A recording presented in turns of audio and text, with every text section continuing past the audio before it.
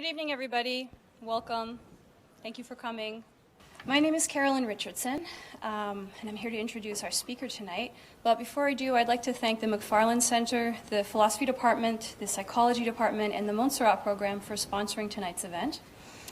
Our speaker tonight is Dr. Joshua Greene, and he hails from the Psychology Department at Harvard, where he's the John and Ruth Hazel Associate Professor of the Social Sciences, and also the Director of the Moral Cognition Lab there. Dr. Greene is a true hybrid thinker.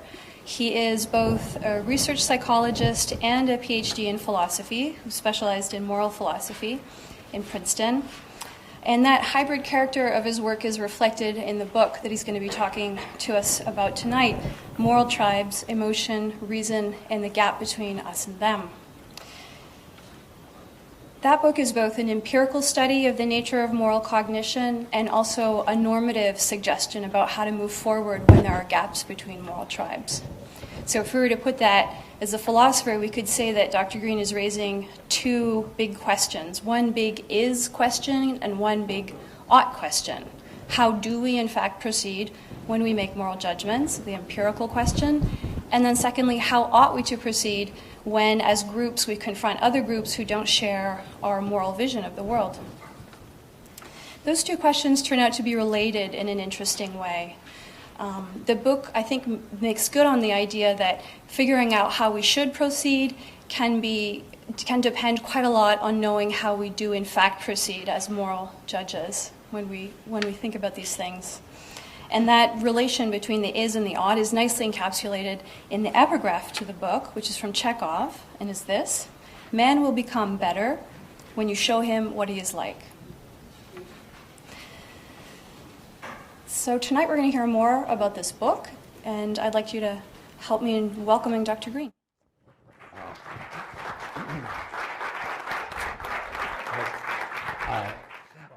Thank you so much, Carolyn, and all of the sponsors of this event. It's a great pleasure to be here, and it was wonderful talking to students today in your seminar, and I look forward to hearing your thoughts afterwards when we have a chance to have more of a discussion. As was said, I'm going to try to get across three main interrelated ideas. So the first is what I call the tragedy of common sense morality. The second is the idea of morality fast and slow. And then finally, the idea of common currency. So first, the tragedy of common sense morality begins with a familiar tragedy known as the tragedy of the commons. How many of you have heard of the tragedy of the commons? Right. So the idea has been around for a while. For those of you who don't know the story, it goes like this. So you have these herders here who share this common pasture, and these are rational, self-interested herders. And every so often they ask themselves, should I add another animal to my herd? And they think, well, having more animals, that's good. More money for me when I go to market. What's the downside? Not so much. They're just grazing on this common pasture, so I'll add some more animals. And they all have the same thought. I'll add some more animals. And then at some point, there are so many animals on the pasture that none of them has enough to eat, and they all die. That's the tragedy. And what the parable illustrates is the tension between selfishness, self-interest, and collective interest. The tension between me and us.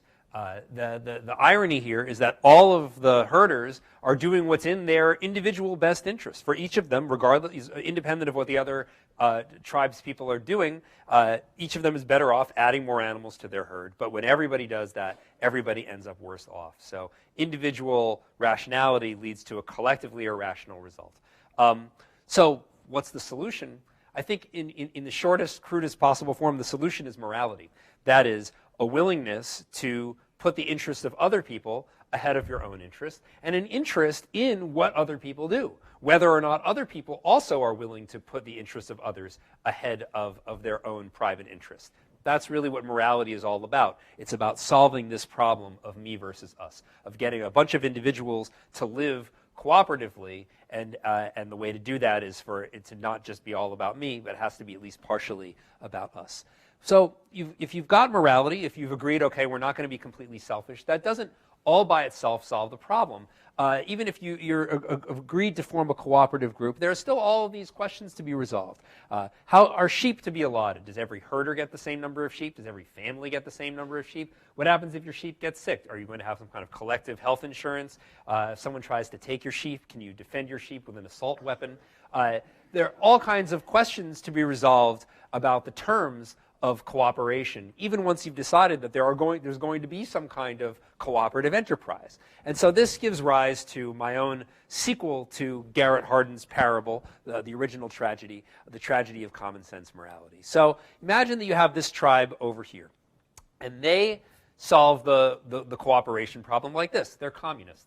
And they said, we're not only going to have a common pasture, we're going to have a common herd. Everything's going to be in common. We're going to resolve the tension between me and us by getting rid of me. Everything's just going to be about us. Now, we know historically this does not always work out, but it is at least a strategy for trying to solve the cooperation problem of resolving the tension between me and us. Over here, you can see a different strategy. So these are your individualist capitalist herders. They say, we're not going to have, not only are we not going to have a common herd, we're not going to have a common pasture. We're going to privatize the pasture, divide it up into these different private plots, and everybody has their own land, everybody has their own sheep, and everybody's on their own. And it's not that that's not cooperative. They cooperate by respecting each other's property rights and by staying out of each other's way and not interfering. That's a kind of cooperation, perhaps a minimal kind of cooperation. Maybe it works well, maybe it doesn't. It's another way of doing things. And different tribes can differ in many different ways. So in addition to being more collectivist over here and more individualist over here, we have tribes that pray to different gods, that have different sacred texts, that have different leaders who interpret those texts or tell people, okay, this is how we're going to do things, different rituals that organize daily life, different answers to questions about how life's going to be organized. Are women allowed to be herders? In this tribe, they say yes, let's say. In this tribe, they say no. Different rules, no singing on Wednesdays, things like that. Whatever it is, you can have different groups that organize their lives around different rituals, different leaders, different holy texts, different principles, in addition to these basic dimensions of more individualistic or more collectivistic. So now we've got these different tribes. You can imagine that one hot, dry summer, this forest that separates them burns down. And then come the rains, and at some point there's a nice, lovely pasture in between. And both of the tribes look at that pasture and say, hey, nice pasture. And they think it would be nice to occupy those resources, and they both move in. And the question is, what's going to happen there? Is one tribe just going to eliminate the other tribe? Or are they going to find some way to live together? And if they're going to live together, on what terms? Are they going to be more individualistic or more cooperative? Is what this leader says and what this god says going to hold sway, or what this one says? Or are they going to find new gods and new leaders to obey? How is this going to work? This is essentially, in one goofy slide, the modern world. This is a different kind of moral problem. It's a moral problem at a higher level. So the tragedy of the commons is about getting a bunch of me's, a bunch of individuals, to form an us. It's about the tension between individual interest and collective interest. This is a different kind of problem. This is a problem about getting different us's to get along with each other, to form a kind of more cooperative, larger us, right? And that's what I call the tragedy of common sense morality. It's the original moral problem, but replicated at a higher level, at the level of groups, instead of at the level of individuals. And the reason why I call it the tragedy of common sense morality is because these groups not only live differently, they live differently intuitively. That for this group, it's just obvious that decent herders are going to share their herd. They're not a bunch of selfish jerks, right? And it's perfectly obvious over here to them that the right way to organize a society is for everybody to be responsible for their own stuff. That things just fall apart when everybody is in everybody else's business, right? And it's completely obvious to them that this God is worth praying to and this one is not, and vice versa. So it's not just that they disagree, but they disagree on a very gut, intuitive, common sense level about how a pasture ought to be organized. Okay, so that's a parable, but I hope you see connections to the real world here, and I want to draw some of those connections out. So there's a very interesting moment in the lead up to the last presidential election. During one of the Republican presidential primaries, a bunch of people vying for the Republican nomination were having a debate moderated by CNN's Wolf Blitzer. One of the people participating in the debate, one of the hopefuls, was Ron Paul. And Wolf Blitzer asked him a very interesting question. He said, suppose there's a guy who says, you know, I'm young, I'm healthy, I don't need to buy health insurance, and then something terrible happens to him, and he ends up in a coma and he needs 6 months of intensive care, very expensive, and he said, so who should pay for that?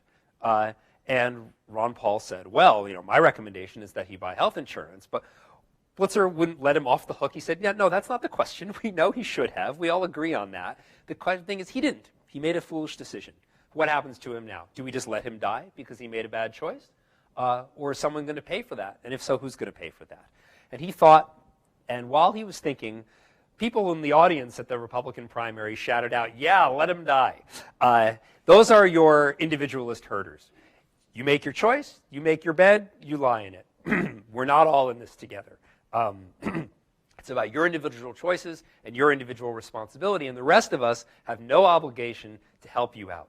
Now, interestingly, Paul didn't quite say that, and he didn't quite say that the government should save his life. What he said is that his friends and his family and maybe his church should chip in to help him, right? Not going so far as to say that there should be a government response, but not saying that necessarily we should let him die, at least depending on which the we is. I think that's a very telling answer.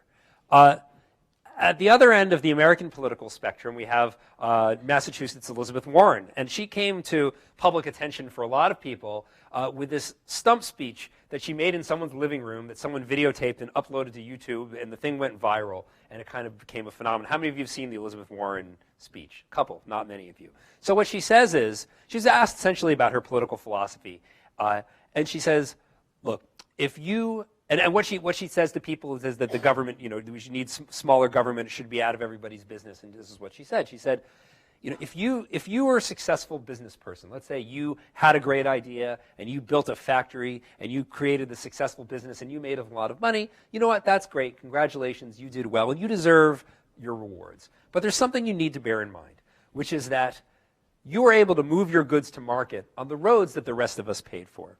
And you were able to have a functioning factory because you hired workers that the rest of us paid to educate.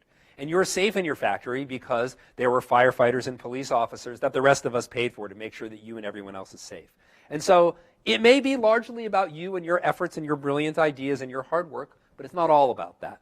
You owe something back for the next kid with a good idea. We're all in this together a lot more than some people realize. Now, that's not communism, although Rush Limbaugh called her a socialist and said that she's a parasite who hates her host for saying these kinds of things. But it's certainly more collectivist than people like Ron Paul and Rush Limbaugh care for. Then other debates around the same time. This is when the time of the Occupy Wall Street protests. What do the rich herders owe the herders who don't have as big flocks? Do they owe them anything? Do they owe them a lot? And then there are questions about our private lives. So as you know, ongoing issue, gay marriage, other things like abortion, and so on and so forth. You know, whose gods, whose rules, whose sense of right and wrong is going to prevail? So I hope you can see that the problems of the new pastures are very much alive in the real world, that it's not just a parable. So now I want to shift gears. I've talked about two different kinds of moral problems, the tragedy of the commons, the basic moral problem, and then the modern moral problem, the tragedy of common sense morality, me versus us versus them. Now I want to shift gears to inside the head and talk about two different kinds of thinking and two different kinds of moral thinking. So the idea, many of you have at least heard of, if not read, Daniel Kahneman's wonderful book, Thinking Fast and Slow. This is applying the same kind of framework to moral decision-making and social. When my son was born, I decided, okay, I should get a decent camera, so I take pictures of him. The camera I got, like many digital SLR cameras, has a bunch of these automatic settings, right? So you've got your portrait mode and your landscape mode and your close-up mode, and they're very convenient, right? This is what I use almost all of the time. And it's nice. You're taking a picture of a mountain from far away, and you put it in landscape mode, and it adjusts everything automatically, and point and shoot, you get the kind of picture that you have in mind. The camera also has this manual mode. So on those rare occasions when I want to do something fancy, I can put the camera in manual mode and adjust the f-stop and everything by hand. And the nice thing about having both automatic settings and manual mode is that it allows you to navigate the trade-off between efficiency and flexibility. So most of the time, I'm not doing anything fancy. I just want to point and shoot. And that's what the automatic settings are good for. They're very efficient. They're not very flexible. They're good for what they're good for and not much else. But they are good at what they're good for, and that's good most of the time. The manual mode is not very efficient. You have to fiddle with it, and you have to know what you're doing, and you might make a mistake, and it takes time. But it's very flexible. Whatever it is that you might want to do with your camera, you can do with the manual mode, right? And the nice thing about having the camera have both is that you get the best of both worlds. When you want efficiency, you can point and shoot. But in those situations where you need the flexibility and you're willing to take the time to do it, then you can put it in manual mode. And the idea is that the human brain has basically the same design. Our automatic settings are our gut reactions, our feelings about what's right or what's wrong or what's good or what's bad. And those are honed by natural selection. They're honed by cultural influences, and they're honed by our personal experience. So when I say instincts, I just don't mean like biological instincts, like a frog who knows how to catch flies with its tongue. I mean instincts in a broader sense of gut reactions informed by biology, culture, and personal experience that enable us to quickly reach good decisions most of the time in the context in which we make them. We also have a manual mode, which is our capacity for explicit reasoning. That is, we can put our gut reactions aside and say, given all of the information at my fingertips, what really makes the most sense to do in this situation? Take into account and sort of think through it slowly. So I want to apply this idea of these two kinds of thinking to the tragedy of the commons, the original moral problem. And the laboratory version of the tragedy of the commons is something called the public goods game, which is basically a lab version of the problem that the herders face. So this is work done with David Rand and Martin Novak. So how does this work? So you have, let's say, 4 people come into the lab, and each of them gets $10. And then they each have a choice. You can keep all of your money, or you can put all of your money or some of your money into a common pool. Whatever goes into the common pool gets doubled by the experimenters, and then it gets divided evenly among all 4 people, regardless of what they put in. So this gives you that same tension between me and us. If you're purely me-ish, if you're purely selfish, you keep all $10. Why? Well, you get your $10, and if other people put money in the pool, that gets doubled and it gets divided up, and you get a share of that like everybody else, even though you didn't contribute anything to it. So no matter what other people do, the way you maximize your payoff is by keeping all your money. And if what you care about is the global take, you just want to maximize the amount that people go home with, then you put all of your money in, because that's what maximizes the amount that gets productively doubled by the experimenters and the total amount that people get. And you can do anything in between. So what we wanted to know is, what kind of thinking makes you cooperative, generous, and what kind of thinking makes you selfish, uncooperative? And there are 3 general possibilities. So first, it could be that you have your gut reactions that are your basic selfish animal instincts that say me, me, me, and that's what your automatic settings are doing. But then upon reflection, you think, no, no, no, that's not the right thing to do. I should be more generous and cooperative. And so upon reflection, you decide to be more generous. Another possibility is that you have quick social instincts that say, be a nice person, put it in. And then if you stop and think about it, you might say, I really don't want to lose money here. I'll do better if I don't. I'll keep my money. Another possibility is that there's no fast, slow tension here at all. It could just be, you have your preferences and you just do whatever you do, but it's not that there's some kind of battle between a fast response and a slow response. So how do we find out if that's true? So what we do is first is we just look at people's reaction times. How long does it take for people to make the decision? Is there a relationship between how fast people think and what they end up deciding to do? And indeed there is. That is, the faster people decide, in this experiment at least, the more likely they are to contribute. So this is consistent with the idea that it's a gut reaction. It's your automatic settings that are saying, be nice, be cooperative. And if anything, it's further reflection that's making you more likely to be selfish, which is perhaps a surprise. You might have thought that our basic instincts are selfish, and then noble, reflective processes come in and make us more cooperative and generous. But that's at least not what this experiment suggests. Another way to do this is to actually try to push the behavior around. So we can put people under time pressure to try to bring out the gut reaction, or we can enforce a delay to try to bring out a more reflective response. And what we find is consistent with what I just said. You put people under time pressure and they become more generous. You put people under time delay, and they become less generous. So again, consistent story. We've done a few other things with this. Now, as it happens, this doesn't work in every single population. And you might look at this and say, oh, this means that we are hardwired to be generous. But it's actually not true. If you look at people who say, I don't trust the people I interact with in daily life, they don't show this effect. And if you look at people who have a lot of experience playing these kinds of games in the lab where you lose money if you're nice on average, they don't show the effect. So it really depends on your personal experience. And this is something that will be important when we talk about cultural differences in a moment. But that experiment that I just described is really a stand-in for a much larger literature that's been growing, especially over the last 10 years, but really for even longer than that, about what it is that makes us moral and what it is that makes us social. And the general drift of this story is that we have automatic settings, emotional gut reactions, that do a very good job of getting us to be cooperative, of getting us to limit our herds for the greater good. And one way to structure this is to think about it in terms of positive emotions and negative emotions, either directed at the self or directed at other people. So positive emotions directed at other people. So if you love somebody or you care about somebody or at least you have some respect for somebody, those positive feelings are going to make you say, all right, I care about your payoff and not just my own. You also can have negative feelings that would make you feel bad if you did. So I would be ashamed or I would feel guilty if I kept all my money, especially if other people were being more generous. And then we have positive feelings that motivate other people. So you'll have my gratitude if you do the cooperative thing instead of the selfish thing. And we have negative feelings that motivate other people to be cooperative. You will have my anger and my contempt and my disgust if you are completely selfish, especially when the rest of us are being cooperative. So you can think of it as carrots, sticks, directed at yourself and directed at other people. And those different kinds of automatic settings, different kinds of gut reactions, all serve the function of getting us to solve the tragedy of the commons, of making us willing to put us ahead of me, at least to some extent. Okay, that's the tragedy of the commons. That's the basic problem of me versus us, individuals forming a cooperative group. But this is, again, the modern moral problem, the problem of us versus them, where it's not just about selfishness versus altruism or selfishness versus prosociality. It's one version of prosociality, one version of cooperation versus a different version of cooperation.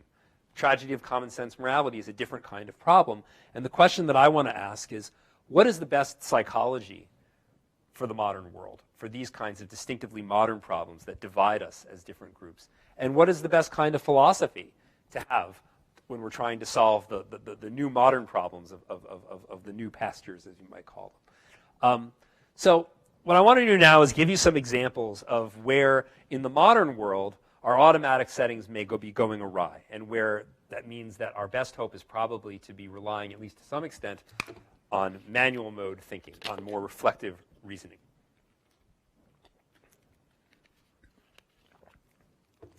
So I told you about the public goods game, where you put your money into a common pool and it gets doubled and then it gets divided up. So one way to do this game in the lab is to have people do it over and over again. So you have the same people, and let's say do 10 rounds of this or something like that. And another more specific way to do this is to allow people to punish other people if they don't like the way they're playing, right? So everybody plays round one. Some people put in, some people don't. And then the people who put in their money might say, hey, come on, I don't like the way you're playing. And they punish people financially. So what they do is they pay $1 to the experimenter, and then the experimenter takes $3 away from someone who, let's say, didn't cooperate, right? And so it's basically the economic equivalent of bapping somebody on the head. And so you play a round, people can punish if they want. You play another round, people can punish if they want. And the question is, what happens? So an economist named Benedict Herman and his colleagues did this repeated public goods game with punishment in different cities all around the world, and wanted to see how do cultural differences affect the way people play this game. And what's beautiful about this experiment is that it's perfectly controlled. It's exactly the same game played in all of these different places. Any differences is going to be due to whatever people happen to be walking in to the lab with in terms of their cultural expectations and dispositions. And what they found was that these things can be very, very different. So here's a kind of trimmed down version of their results. So just to orient you in this graph, each line here is a different city going across. This is the round of play. So this is they play the game once, and then they can punish, and they play it again, and then they can punish, and they play it again. And this is over time. They play 10 rounds. And then this is how much are people contributing. And what you can see here is that the cities fall, at least in this graph, into 3 different clusters. So up here, you've got places like Boston and Copenhagen and St. Gallen, where right from the beginning, people put in most of their money on average. So pretty good cooperation levels, and then it ramps up a little bit, and it stays pretty high, and maybe a little dip at the end, but basically, start to finish, high levels of cooperation. Other places like Seoul and Melbourne and Chengdu, cooperation starts out kind of in the middle, but then people punish the people who aren't cooperating, and cooperation ramps up, and by the end, it looks like lovely Copenhagen. And then you've got places like Istanbul and Riyadh and Athens where cooperation starts out low and it stays low. It doesn't ramp up. And they were puzzled. First of all, I mean, it's interesting, just the fact that you can put people from different cities in a room, give them the exact same set of opportunities. And some people, round after round, walk away with a lot of money, and some people walk away with very little. Why is that? I mean, that's kind of an amazing thing, right? It's what is the difference? And furthermore, why are these people not catching on by the end? They're still doing no better than they were when they started, which was not very good. And what they found is that the best predictor of the group payoff in each of these cities is something that they called antisocial punishment. They just assumed that when they give people the opportunity to punish, it would be the way I described it, which is people who are cooperating, punishing the people who are keeping all their money. They found that in these other places, Istanbul, Riyadh, and Athens, the people who were being selfish would punish the cooperators. What? Why? I mean, they were not expecting this at all. Why do people do this? Well, they interviewed people afterwards, and people said things like, I don't like this little game. I don't like I don't know who these people are, and I don't like this whole setup. And I understand with this little game, we're all supposed to be working together. I don't like it, and I just want to send the message to let everybody know, don't mess with me. I'm not being part of this little game. Now, and you can see that here. So here are all the different cities. This is the level of antisocial punishment, and this is the group payoff. And you can see that there's this very tight relationship. Places where there's no antisocial punishment or very little, you get these very high payoffs. And in places where there's a lot of antisocial punishment, in general, you get much lower payoffs. So what's going on? I mean, if you've been to Athens, it's not like the people there are all jerks. They're very nice. So what is that? And the answer that they've come to is that in places like Athens and Riyadh, cooperation is all done within the context of personal relationships. It's you don't trust people that you don't know who are not essentially part of your family, part of your group of friends, part of your tribe. These are really more tribal places, and people are very suspicious of higher level cooperative organizations where you're expected to put something on the line and trust complete strangers, right? And it's not that these people are mean, nasty, selfish, uncooperative people. They're cooperative in a smaller, more parochial, more tribal kind of way. And note sort of how this relates to recent events. I mean, the European Union has been torn apart by, or is in the process perhaps of being torn apart by the problems related to Greece's financial insolvency. Greece has an enormous tax evasion problem. That people don't really consider themselves loyal to the larger government. It's all about me and my friends and my little group, and they don't feel that kind of moral obligation to contribute. So you've got people in places like Denmark thinking, all right, well, what are we going to do about this, right? But this is really, in some ways, a picture of the rift in modern Europe and perhaps in the world more broadly. The point I want to make is that there are important cultural differences, and they can lead to success, but they can also lead to failures when it comes to cooperation in the modern world when we're expected to deal with strangers who are not part of our immediate, personal, emotionally bound-together tribe. Another example of I think gut reactions gone awry is basic racism. Sadly, not a thing of the past. This is one of my favorite sort of demonstrations, as awful as it is, done by economists Marion Bertrand and Sendhil Mullainathan. So they did something very simple, really clever. They took resumes and fake resumes and sent them to potential employers. And they just did one little change. For some of the resumes, they put a name that sounds very white, like Emily or Greg. Apparently, this is the scientifically determined 2 whitest names. Any Emilys or Gregs here? A couple? No? There you go. And then the two most reliably African-American names were Lakeisha and Jamal. And so they put those names on the resumes. And they found that Emily and Greg got about 50% more calls from employers than Lakeisha and Jamal. Identical resumes. And so this is a really, heartbreaking, but scientifically beautiful demonstration of a tightly controlled experiment with real stakes out in the real world, demonstrating that whatever we may think, racism is certainly not a thing of the past, or at least as of 2004, but I don't think that much has changed since then. Another even more bone-chilling example comes from the work of Jennifer Eberhardt, who did an analysis of death row cases in which a black person was accused of killing a white person and analyzed the facial features of the defendant. And she found that defendants who have more stereotypically African-American features, so broader nose, bigger lips, things like that, were more likely to get the death penalty in such cases, even controlling for all the things that you might think would legitimately affect the outcome. These two men are models, by the way. They are not people who've committed any crimes or have been accused of committing crimes. Another chilling example comes from the economist Seth Stevens-Davidowitz, who now works at Google. He did analysis of the 2008 and 2012 presidential elections using Google data, looking for the frequency of internet searches for containing the N-word. These are mostly people looking for racist jokes, basically. And what he found is that in places where there was a lot of searching for racist jokes, Obama didn't do as well as you would expect as compared to Kerry 4 years earlier, right? And in fact, the disadvantage was about 3 percentage points, which is about the equivalent of a home state advantage, but nationwide. So an enormous effect on the political process, potentially, as a result of people's racial animus. And the general story coming from psychology about racism is that it's an automatic, intuitive kind of thing. This is the amygdala of white people looking at the faces of black men, and that there's just a very quick, automatic kind of negative response, at least in a lot of people, when they're confronted with members of an outgroup.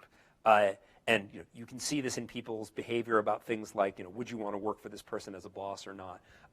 So the general story is that racism is really a story about automatic settings. There are very few people who will say, I believe in treating black people worse than white people.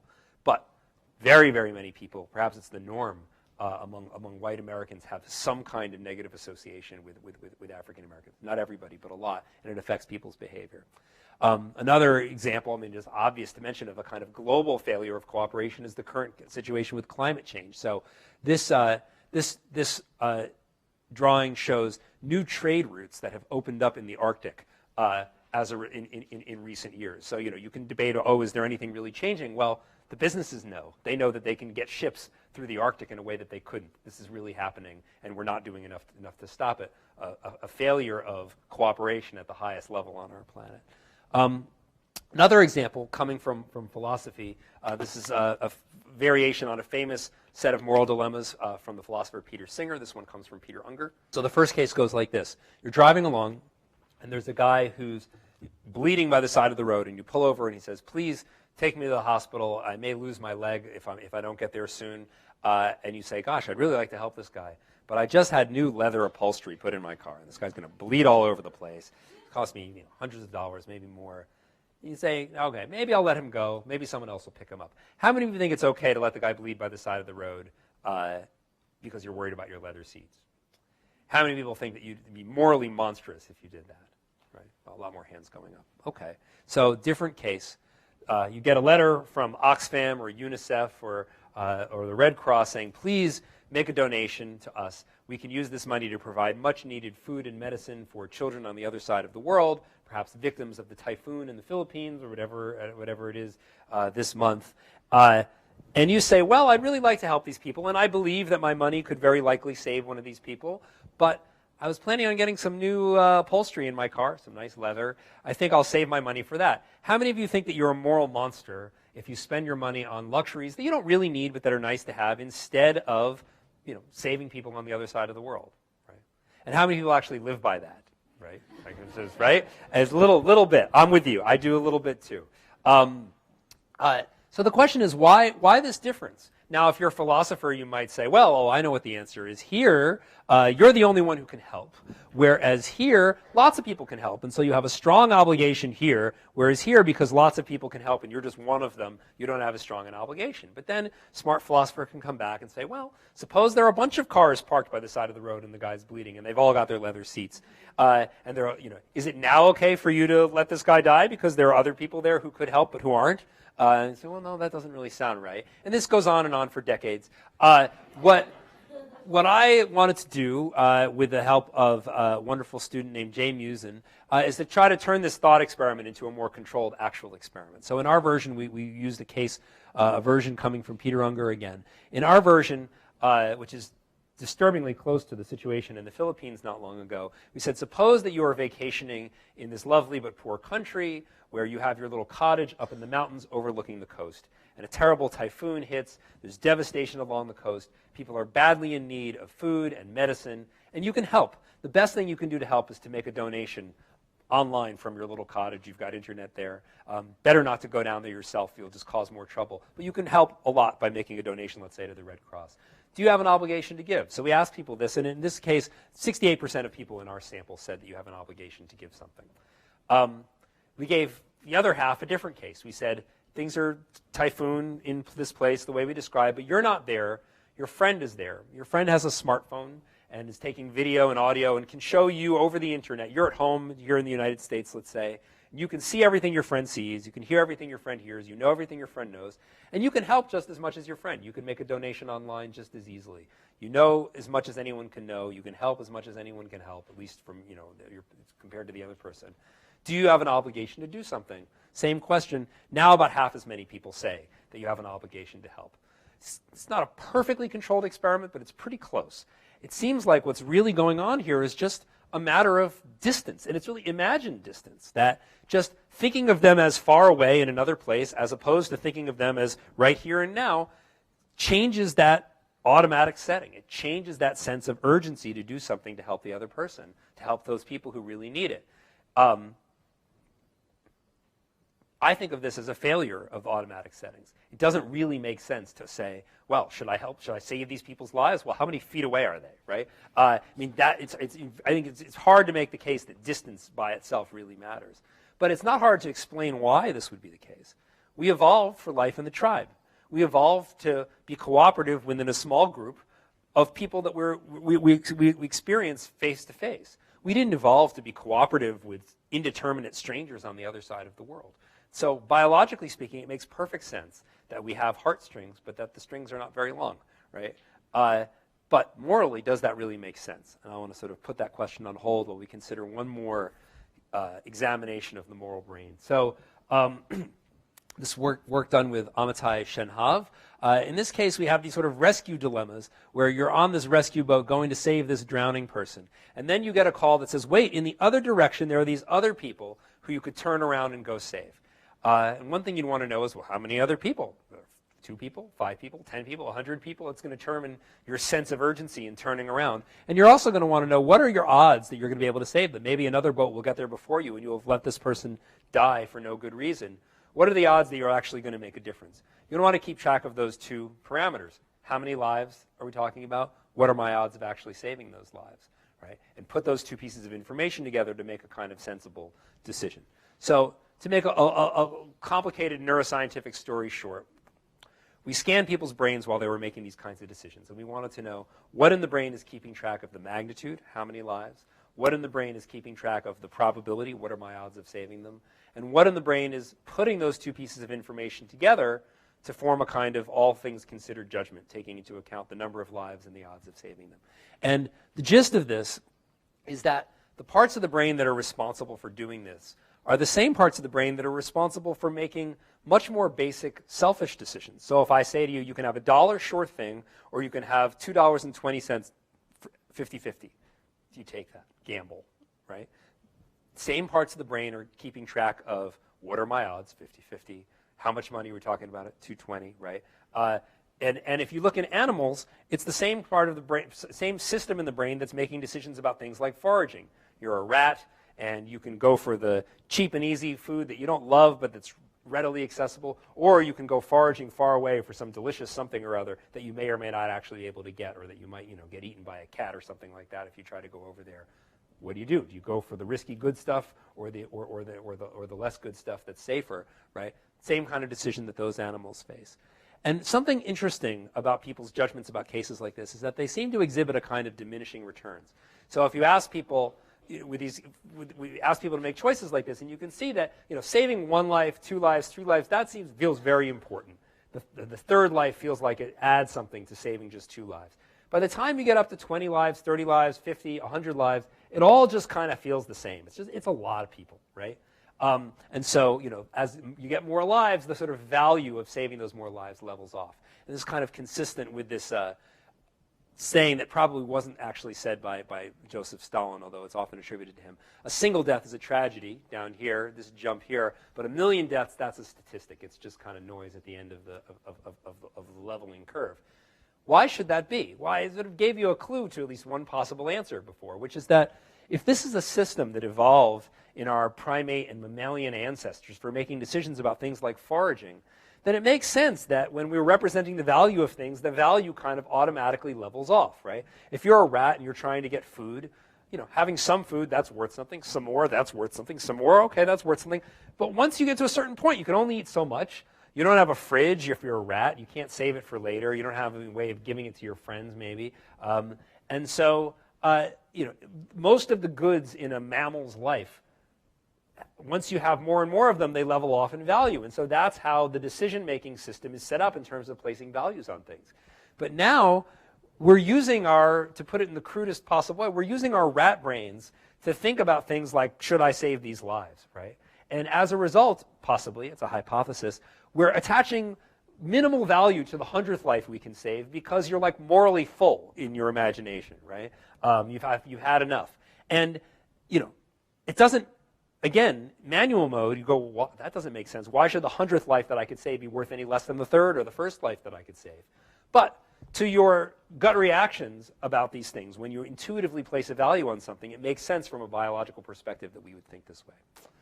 Okay, so we've talked about 2 problems and 2 different ways of thinking. We've seen how our automatic settings seem to do a good job with the tragedy of, with the tragedy of the commons, and we've seen how our automatic settings can do a bad job in more unusual modern kinds of circumstances. How do we put this all together, and how do we put this together into a philosophy? And this is the idea of common currency. So, as I said, the tragedy of the commons, the basic moral problem of me versus us. I think this is the problem that we evolved to solve. I think biologically, but also culturally as well. That we've got those good instincts that help us out. We've got the carrots, and we've got the sticks, and we direct them at other people, and we direct them at ourselves. And those automatic settings do a good job of turning a bunch of me's into an us. That's the essence of morality, I think. Now, if morality is what solves the original problem of turning a me into us, how do we solve the problem of us versus them? In other words, how do we get a bunch of us's to get along as a larger kind of us? Well, it seems that we need something what you might call a metamorality. That is, a moral system that adjudicates among competing tribal moralities in the same way that a basic tribal morality adjudicates among the competing interests of the individuals in the tribe, right? Morality solves the basic problem of turning a bunch of me's into an us. A metamorality, then, is what solves that higher level problem of turning a bunch of us's into a larger, more cooperative us. So the question is, what does a metamorality look like? And in some ways, this is really the question of the Enlightenment project in morality and ethics, is are there some set of universal principles that apply across tribes that we could all live by? Maybe it's because they're the moral truth, or maybe it's just some kind of system that we could all live with. What would that look like? What does it look like psychologically? What does it look like philosophically? So this is the second half of the book, and I'm just going to skip over all the arguments and just give you the punchline. Because if I try to give you the arguments, it's not going to sound convincing because you can't do it halfway. So instead, I'm just going to skip to the end and tell you what I think the answer is, and you'll probably disagree with me, but you can read the book and see if you find it any more compelling when I actually spell out the argument. So I just want to give you examples of what I think of as modern moral progress made using the manual mode, made using metamorality. So this is Jeremy Bentham, who wrote at the end of the 18th century one of the first defenses of what we now call gay rights. And he says, I have been tormenting myself for years to find, if possible, a sufficient ground for treating gays with the severity with which they are treated at this time of day by all European nations, that is, treated with death. So death was the punishment for engaging in gay sex. But upon the principle of utility, I can find none. Now, note the sort of dual process, fast and slow nature of this. That what he's really saying here is, look, it seems to me that this is wrong. I agree with everybody out there. This feels like something wrong to me. But I have this philosophy, this principle of utility, which I'll say a little bit more about. And when I actually think about this, and what this really amounts to is saying is this actually doing any harm, really? The answer I come to is no. So maybe this is not so bad. Now, I understand that, today it's at least around here, it's not controversial that gay people shouldn't be put to death. Things like gay marriage are still controversial. I think, I'm in favor of gay marriage and full rights for gay couples. Perhaps most of you are as well, I don't know. I think that what Bentham essentially did here was put his automatic settings aside, the gut reactions that he has and that he shares with other people in his culture, applies his manual mode thinking, thinking about costs and benefits instead of gut reactions, and as a result was able to leap forward 2 centuries ahead in moral time. Let me give you another example from one of the early utilitarians, John Stuart Mill. This is from On the Subjection of Women, possibly co-authored with his wife Harriet Taylor Mill. And again, you can see the dual process psychology, so the fast and slow of it. But it would be a mistake to suppose that the difficulty of the case he's arguing for full political and social rights for women. Women should be educated, women should be able to vote, and all of that, which was a radical idea in the mid-19th century. And he said, but it would be a mistake to suppose that the difficulty of the case must lie in the insufficiency or obscurity of the grounds of reason on which my conviction rests. Anyone can understand why I'm saying this. It's not that hard to get. The difficulty is that which exists in all cases in which there is a massive feeling to be contended against. And while the feeling remains, it is always throwing up fresh entrenchments of arguments to repair any breach made in the old. In other words, when it comes to making what we now recognize as moral progress, it's not that it's that hard to understand the good argument. It's that the good argument rubs up against people's tribal gut reactions that say, but of course it's ridiculous. You can't have women being educated at universities. You can't have women voting. What if they voted during that time of the month? Everything would go crazy, right? And people, come up with arguments. And they're not good arguments, but they're arguments that have a kind of emotional resonance, right? Resonance. And so Mill is not only getting the argument right, I think, but he's also characterizing the psychological struggle, the psychological struggle that goes along with making moral progress. So and I should say, they were not just ahead of their time on these issues. Pretty much every major issue of their day, Bentham and Mill, so slavery, free speech, free markets, public education, environmental protection, prison reform, what we now call animal rights, workers' rights, the right to divorce, right on down the line. So many of the things that we just take for granted as part of a decent, civilized, modern society were things that they fought for in the 18th and 19th century. So why were they so far ahead of their time? Why were they such brilliant moral visionaries? I think it's because they were thinking in manual mode and not just trusting their automatic settings and not just rationalizing their automatic settings. So what exactly did they do?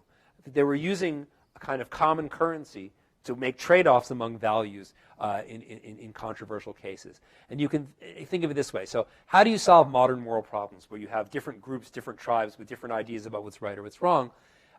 Is really the question is, how do you make trade-offs among competing tribal values and interests? Well, making a trade-off between this set of values and that set of values requires some kind of common metric, requires something you can measure this and measure that and say, okay, this outweighs this. It's the only way to make trade-offs. And the only way to make a resolution between competing tribal values is to make trade-offs. So really, the problem comes down to finding a common currency. What is that common currency of value? And I think their answer, and the one that I favor, comes in the form of 2 questions. So the first, who really matters? And their answer is everyone equally. This is a kind of expansion of the golden rule. So Jesus says, love your neighbor as yourself. Bentham and Mill say it's not just your neighbor, it's everybody, right? Everybody's well-being counts the same. And now that just sounds kind of common sense, especially when you state it in the abstract. But to really apply that is a quite radical thing. This, however, is the less controversial part of their philosophy. The more controversial part is this. What really matters? So if everybody's interests count the same, how do you measure up people's interests? And their controversial answer is that what ultimately matters is the quality of people's experience. Whether you're happy, whether you're suffering. That's what really matters. Now, why do they say that? I think the easiest way to get to their answer is to think of this as an iterated game of why do I care about that? So you say, you went to work today. Why'd you do that? Well, I like my work and also I need to make money. Well, why do you need to make money? Well, I've got to pay the rent. Well, why do you have to pay the rent? Well, I need a place to stay. Why can't you just stay outside? Well, it's cold outside. Well, what's wrong with being cold? Well, it's painful to be out sleeping in the cold. Well, what's wrong with pain? It's just bad, right? And the idea is that you start with anything that you care about and ask, why do you care about that, until you run out of answers. And where you're going to end up with is something to do with the quality of the experience, either for yourself or for someone that you care about, or an animal that you care about, right? Some being that you care about. Now, that's controversial. A lot of people disagree with that, but I'm just trying to explain the motivation behind this idea. So you say, everybody counts equally, and the currency behind all of our values, controversial, but perhaps plausible, is the quality of experience. And this gives you this idea that we should be maximizing happiness impartially. And that's the principle of utility, which is a terrible name for it. But that's what he called it. And that's what enabled Bentham to say, you know what? Maybe we should let gay people be gay if they want. You know what? Maybe women really should be educated. Maybe slavery really is bad. And not just because I feel it, but because there's an objective standard by which we can say that, and so on. And I think that is really the way to make moral progress. Now, this philosophy is very controversial. Philosophers have spent the last century finding all of the reasons to reject it. And I'm not going to go into that here. I spend a lot of time in the book using psychology to try to undermine some of those attacks. But I want to leave you with this, I think, more palatable thought, which is that at the very least we should be asking, when we have what feels like a moral insight, oh, you have an obligation to save that guy by the side of the road, but it's optional when it comes to saving people who you could help on the other side of the world, we should be asking ourselves, is that really a moral insight, or is that just our inflexible point-and-shoot tribal morality? Is that just our biology saying, people around here, they matter, people over there, who cares? They're the competition. This is our cooperative group. Our gut reactions, understanding where they come from and why they take the form they do, I think can bear on how we actually choose to conduct our lives. And it's not just about hypothetical cases. I think it's about all of this very real stuff, the real problems of the modern world that divide us. So to try to sort of put this all together in one place, I would offer the following psychological prescription, and I apologize that I haven't given you a detailed argument leading to this conclusion. Again, if you want the detailed argument, you can check it out in the book. But the punchline goes like this. When it comes to the problems of everyday life, the basic cooperation problem of me versus us, being selfish versus caring about other people, this is where I think you want to trust your instincts, broadly defined, not just biological instincts, but culturally and personally refined.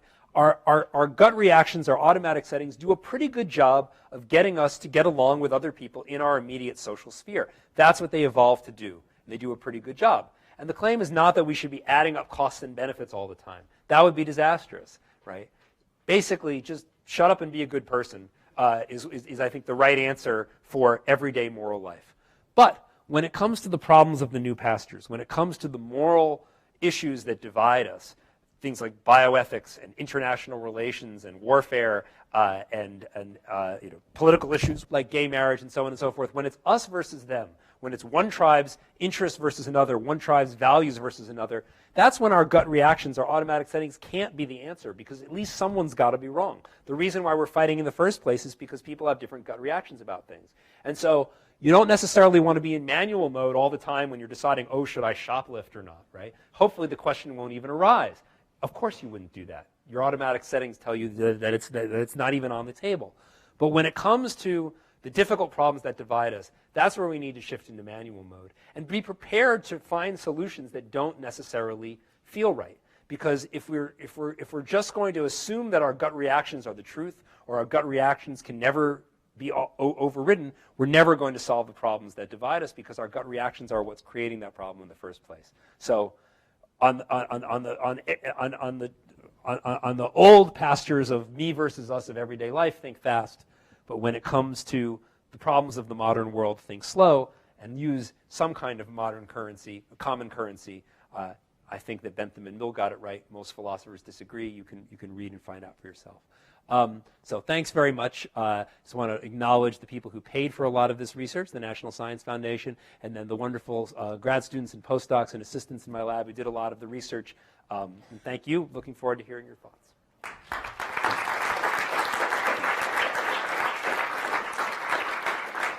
So to give a little bit of background for people who haven't read the book or don't remember, I have this extended discussion of abortion in the last main chapter of the book, sort of trying to apply these, what I call deep pragmatist ideas. I think we shouldn't call it utilitarianism because that gives the wrong idea 8 different ways.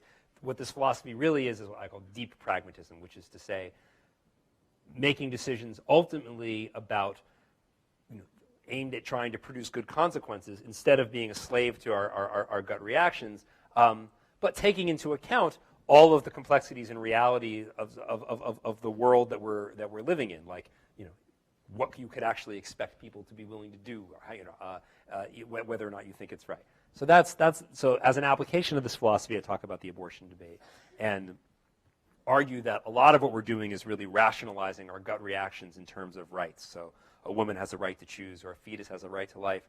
A lot of that really doesn't have a lot of good argumentation behind it. It's really gut reactions that we just put rights on, and that's supposed to solve the problem.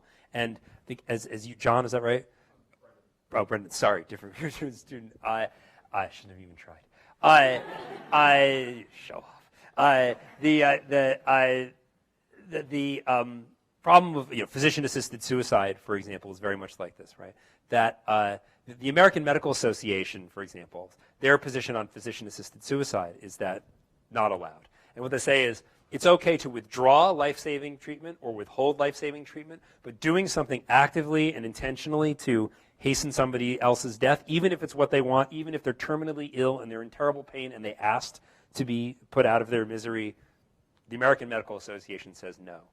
Why is that? I think that it's really because we have a gut reaction to directly and intentionally and actively causing harm.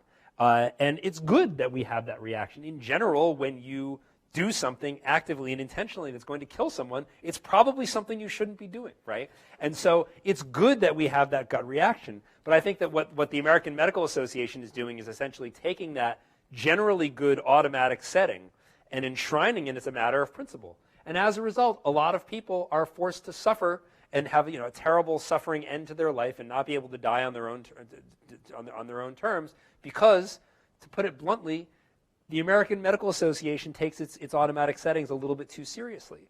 You should take them very seriously. In general, it's not good to kill people, but that doesn't mean that there aren't cases in which not killing someone doesn't do any good. So I think your sense that those are parallel kinds of cases is exactly right. Of course, what I just said, I acknowledge it's controversial and there's a lot that I haven't unpacked, but I think that is a classic case of automatic settings versus manual mode. And what the AMA is essentially doing is going with their automatic settings and then rationalizing it in terms of these highfalutin philosophical principles. I think that we need to take more seriously measuring people's well-being, or even just in cases where it's where the facts are readily available. I mean, as Mills often said, the argument is not that hard. So take the case of gun control, right? I'm not an expert on the topic, but my understanding is that if you look at the number of deaths that occur every year because of guns accidentally going off versus the number of people who are able to save themselves and their family because they whip out the gun when the bad guy comes, far more likely that you or someone in your family is going to be harmed by the gun in your house than you're going to save your family as a result. Now, it's complicated. What economists would say is, well, but how many robberies are prevented by the fact that people know that people have guns in the house? So it's not always so straightforward.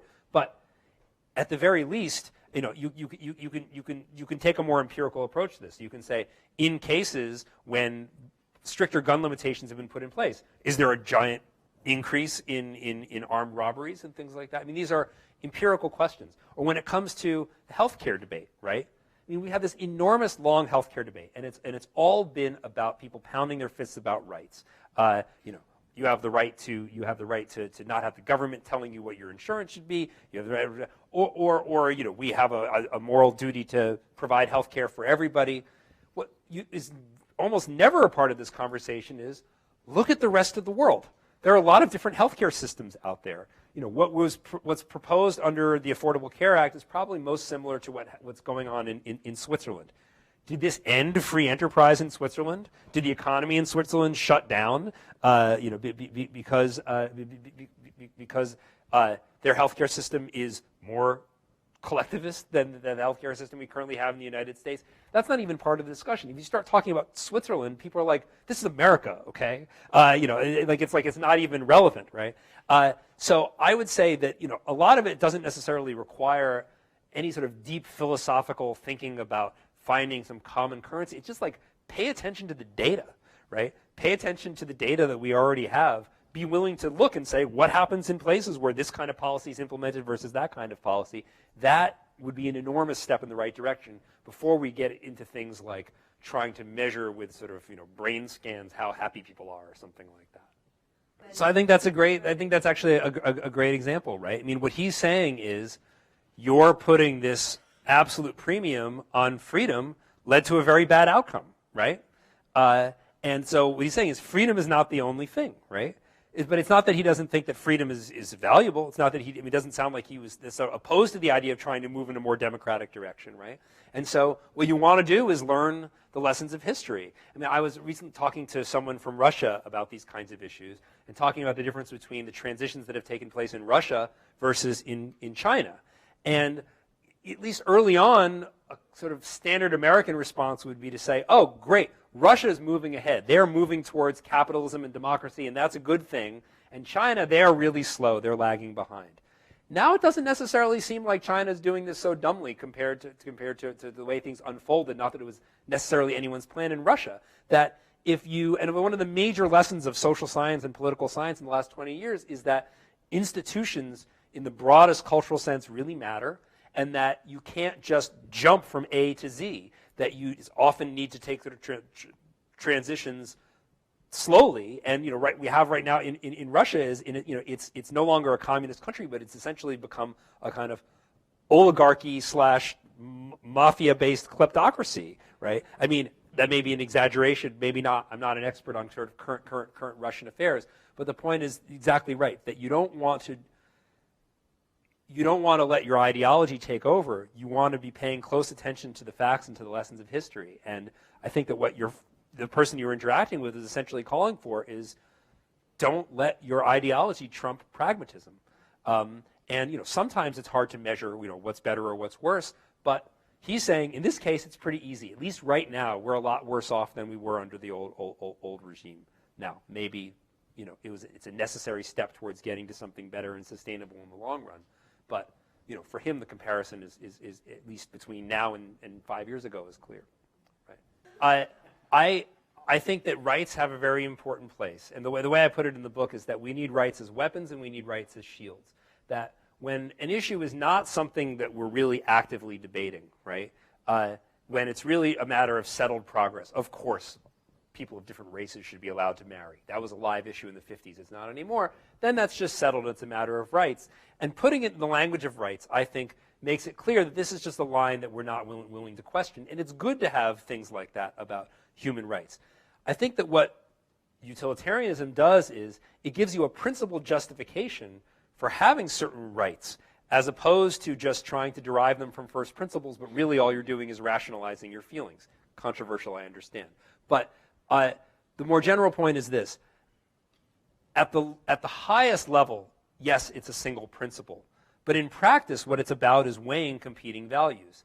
And all of those competing values can be measured in terms of their effects on the quality of people's lives.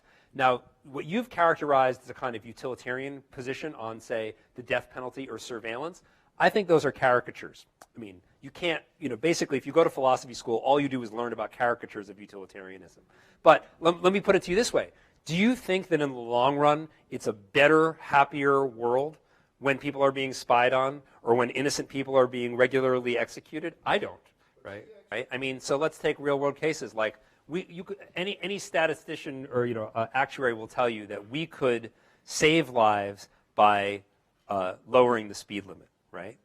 Now, if I ask you, you say, is it worth having people be killed so people can get to work a little bit faster, whatever it is? Intuitively, you say no. It's someone's life. It's inviolable. It's infinitely valuable. We're getting to work a few minutes earlier. Who cares, right?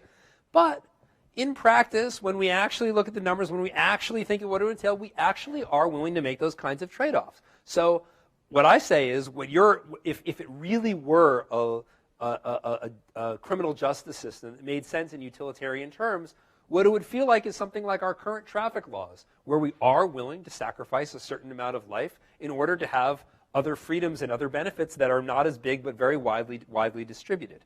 But essentially what the philosophical playground allows you to do is take any gut reaction that you have that's an inflexible automatic setting that's insensitive to the details of the case, and then you stipulate, now suppose that this goes against the greater good. How do you like it, right? And of course you're going to say, I still don't like it, because your gut reaction is where your likes come from, and your gut reaction is not sensitive to the facts of the case. So I guess what I'm saying is, I don't take those thought experiments as seriously as most philosophers do, and the antidote is to understand the psychology, to understand that what we're doing in those thought experiments is taking our inflexible gut reactions and artificially pitting them against the greater good. But I don't think that happens so often in the real world. That's not to say that nothing that would serve a utilitarian purpose in the real world is counterintuitive. In a sense, it must be, because we have tribes with different intuitions, and they can't all be fighting for the greater good. So it's not that the world is a magical place where the greatest good always feels right if you really think about it. I don't think that that's true. But I think that the philosophers' thought experiments that are the main supposedly devastating arguments against utilitarianism are really, in a sense, misguided. That they reveal something but not what philosophers think that they reveal. So take the Peter Singer case and my more controlled experiment where we show, let's assume, that part of what makes us feel like you must save these people, but these people you don't have to save, is just physical distance, right? Now, you don't have to be a utilitarian to say mere physical distance is not a morally important factor. That is something that I think thoughtful people will agree on in general. So what I think the science does, but no, mere physical distance. So I mean, or just things that are typically correlated with distance, right? Right. But so the way to work the argument is not to say, see, it doesn't promote the greater good, so it's bad. It's look at what you're sensitive to. This is what you're. Let me give you another example. So trolley problems. Is it okay to push the guy off the footbridge, right? Most people say no. If you give other people, a trap door case, drop the guy through the footbridge on attack. Now twice as many people say that it's okay. Again, pushing versus hitting a switch. You don't have to be a utilitarian to think that that's not an important moral difference. You don't have to be a utilitarian to think that it's silly to say, should I save them? Well, how many feet away are they? And so the non-circular strategy is to say, look, if you look at all of those intuitions that make you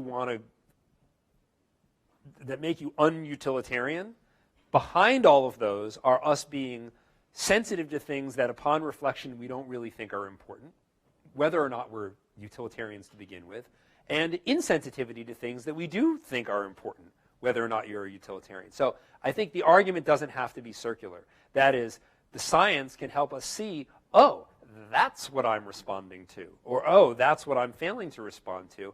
And my prediction is that in the long run of this scientific endeavor, the more we understand about the psychology, the less trust we're going to have in those intuitions that make us want to reject the greater good. Now, that may or may not happen, but it's not a circular strategy.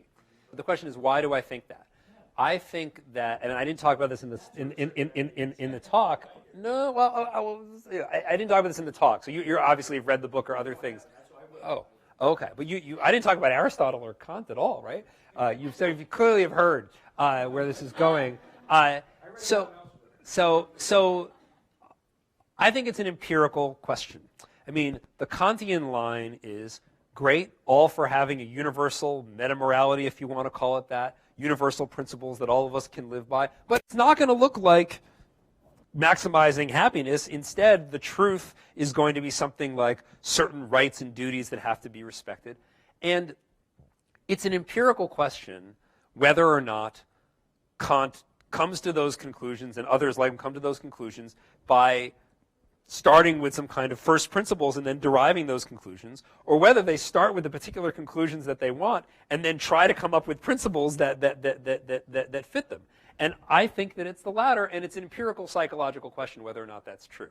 But let me give you an example of recent empirical work that's not in the book. So, my sort of theory, which I didn't say much about here, is that the dual process. Do we need to shut down? No, okay. Okay. I just we need to wrap up sense. But not necessarily from you. It's just it's like maybe people need to go home. Maybe I need to go home. Using these trolley problems and things, we said, look, it's your emotional response that seems to be tracking our sense of who has which rights. You're violating his rights if you push him off the footbridge, but not if you turn the trolley onto the person, if you're diverting it, doctrine of double effect and things like that. We've shown lots of cases where what people have described in terms of rights and duties seems to track with the emotions. But these other researchers in the UK said, you know what, there's no special relationship between emotional responses and deontological kinds of conclusions. You've just picked the cases where that seems to be the case, and you could go out and pick other cases where it would reverse. And I actually had said earlier, you could maybe find some cases like this. And the case that I had in mind was the famous case where in one of Kant's lectures, where Kant talks about you have this friend of yours who says, hey, there's this crazy guy who's trying to kill me. Can you hide me? And say, okay, go up in the attic. And then there's a knock on the door. It's, hi, I'm the crazy guy. I'd like to kill your friend. Have you seen him? And Kant says you're not allowed to lie. And all the Kantians go, no, we got it wrong, right? But there, at least, it looks like a case where Kant is applying his rule in the face of an intuition. And I think that for Kant himself, that's actually probably true. The Kantians who go, oh, no, Kant misapplied his own principle, they're chasing the intuitions as usual. Now, so a real sort of, a test case of this empirically. So what this other research group said is, take a case of a white lie. So the case, they came up with a bunch of cases, but one of their cases goes like this. You have this young friend whose uncle just died, and his uncle was kind of a capricious jerk, but the young friend of yours really admired this uncle and looked up to him. Shouldn't have, but he did. And he says to you, what did my uncle really think of me? And you know that this uncle thought that the nephew was a little twit, but and you also, it's stipulated as part of the problem, more or less, that if you tell him that his uncle thought he was a little twit, this is not going to help his emotional growth. It's just going to devastate him, and it's going to cripple him even more. So consequences favor just telling a white lie. But duty says, we'll suppose, that thou shalt not lie, right? And this is pretty plausibly a case where the intuitive thing is just tell him that his uncle liked him. And the deontological rule is, no, you must not lie. And that's going to be manual mode, right? Automatic settings say, just lie and tell him that it was right. And I thought, okay, that's plausible. So we did an experiment with this. So they did this brain imaging experiment where they used a bunch of cases like this, and they tried to show that it reverses. Their data don't really show that. It was a bad experiment. But I actually thought that what they were saying was plausible, even though I don't think their data were very compelling. And I wanted to see, is this a case where it really does reverse? And so we used a method that we had used for other cases, using something called the cognitive reflection test, which is a set of little math questions where there's an intuitively correct answer that's actually wrong, and then the right answer. So one of the most famous cases of these is a ball and a bat cost $1.10. The bat cost $1 more than the ball. How much does the ball cost? And everyone's first thought is 10 cents. But if you think about it, no, wait. If it's 10 cents and $1, that's a 90-cent difference. That's right. The right answer is actually 5 cents and $1.05, but that's not what usually comes first to people's minds. And so you give people a bunch of these questions, and you can do this in two ways. One is you just want to say, it's a measure of how reflective people are. Do you just trust the first thing that pops into your head, or do you think a little bit more? Result number one, in general with our trolley-type dilemmas, the more reflective people are, the more they give utilitarian answers. Our critics were not disputing that. What they're saying is that it's reversed for things like the white lie case, that it's the intuitive response that's going to make you say lie, and the manual mode that's going to make you say, no, that you should never tell a lie. So we did this with the cognitive reflection test 2 ways. One is just as a correlation. We found, consistent with our theory, that actually the more reflective you are on the math problems, the more likely you are to say you should just tell the white lie. And if you give people the cognitive reflection test first and then have them do the moral question, it induces them to be more utilitarian. That is to say that it's okay to tell the white lie, even though it's a lie. So, now this is just one case, but what I like about this is this was designed by my vigorous critics to be the great counterexample to my version of the dual process theory, saying that the utilitarian judgments are reflective and the deontological judgments are intuitive. Not only was it not flat, it went exactly opposite what they predicted. It went the way consistent with the theory. Now, is it going to be a home run every time? I don't know.